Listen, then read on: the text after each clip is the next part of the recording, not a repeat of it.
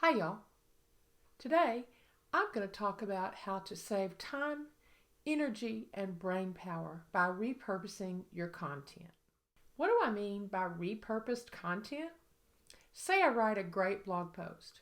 If I'm smart, I don't stop at one great blog post. I create multiple pieces of content from this idea. If I repurpose content wisely, I can also create a video, an Instagram story, an Instagram multi-image post, a Pinterest post, a podcast episode, an ebook, and, if I'm really feeling ambitious, an infographic. I could also take an old post and update it, adding more timely information and statistics, all from one idea. See how that works? It's a bit like buying a tool you can use in multiple ways. My iPad, for example. I invested in a new iPad this year, which I use as a teleprompter when I record videos, to preview websites I build on different screen sizes, and to keep up with email and access files when I'm on the go. It's less cumbersome to carry around than my laptop, so I take it with me most of the time. I also do my crossword puzzles, and I've been known to play a game or two. Not only does it help with work, it can be an excellent relaxation device. One investment, multiple benefits. That's how I want us to think about our content. Why should you repurpose content? Make your ideas work hard. When you repurpose content, you make your ideas work as hard as my iPad. If you're anything like me, your time is always in short supply. Anything that makes better use of the time I spend creating content is a boost to my productivity. Unless you have a large team, you're probably not going to create a zillion pieces of content each week. Why not use every idea in as many ways as you can? My audiences on Facebook, YouTube, LinkedIn, and Twitter have different expectations. On YouTube, I get people who like to watch videos. Those who don't like to watch videos may find me on my website or LinkedIn or Facebook. Relatively tech-savvy folks will probably find me on Twitter. One idea can expose you to several different audiences and broaden your reach. Derek Halpern, founder of Social Triggers, says, "You don't have to create content day in and day out.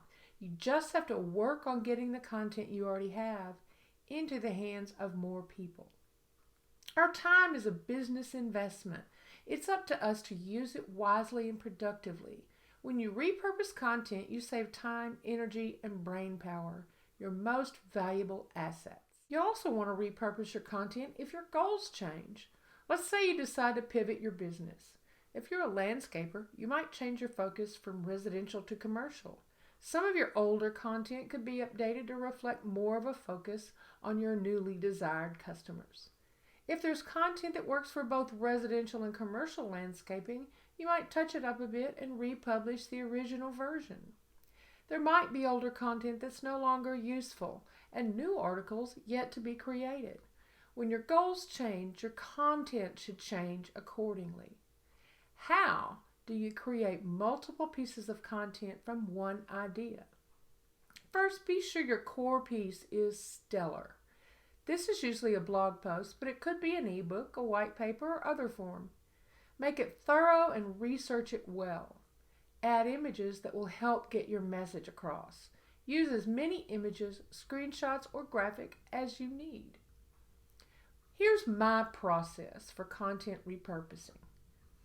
Every week, I write a blog post on a topic related to websites, design, and how to create an effective online presence. I add a featured image to my post, which is an image I create from a stock photo I either purchase or have on hand from my own library.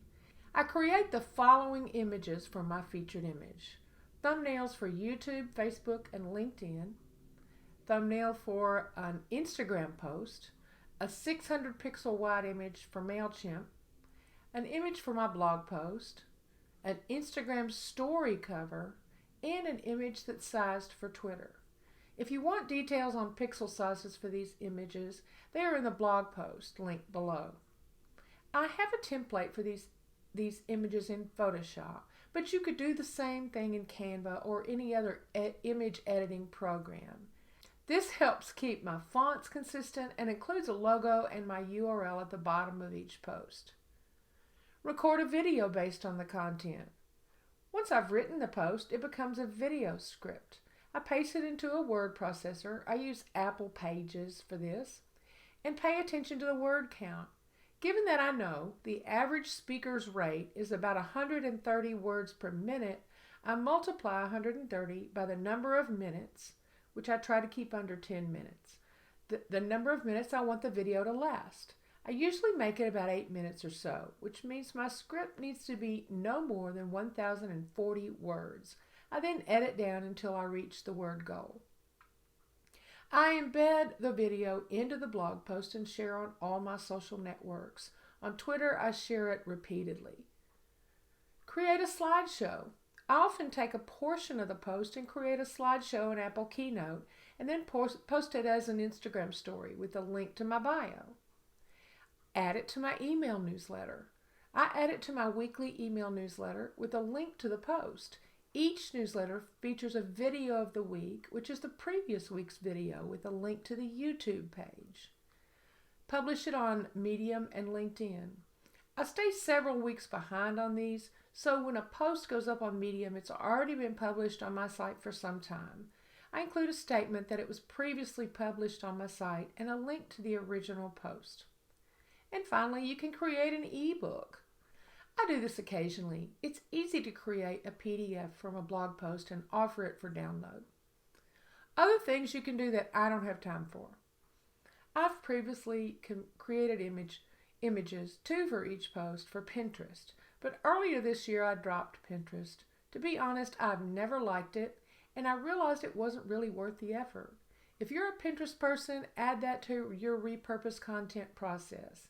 I also don't podcast, but if I did, I'd add that to my list. Many content writers create infographics. I think it's an excellent idea. I just rarely have the time. You can also offer an email course. Repurpose the content of your post into a series of emails that form a mini course. Take a quote or statistic from your post and create a graphic around it. I like doing this and don't do it often enough. Do what you can with what you have. My plan is on a much smaller scale than larger organizations, but there's only one of me, so I want to be transparent about my limitations. Since creating and repurposing content is not the only thing I do, I rarely have time to create infographics, for example, and there are some forms of content that don't work for me, like podcasts. To come up with your own plan, make a list of things you can do easily and with tools you already have. For me, the creation of multiple sizes of the same image is a snap. It might not be for you. What other forms of content does your audience consume? Or is there an audience you haven't captured with your blog posts? Think about how you can get those eyeballs and hold their interest. Thanks for watching. Follow me on Twitter at Beth G. Sanders and on Facebook and Instagram at Beth G. Sanders Online. Also, please subscribe to my YouTube channel so you'll get notified when I release new videos. Have a great week.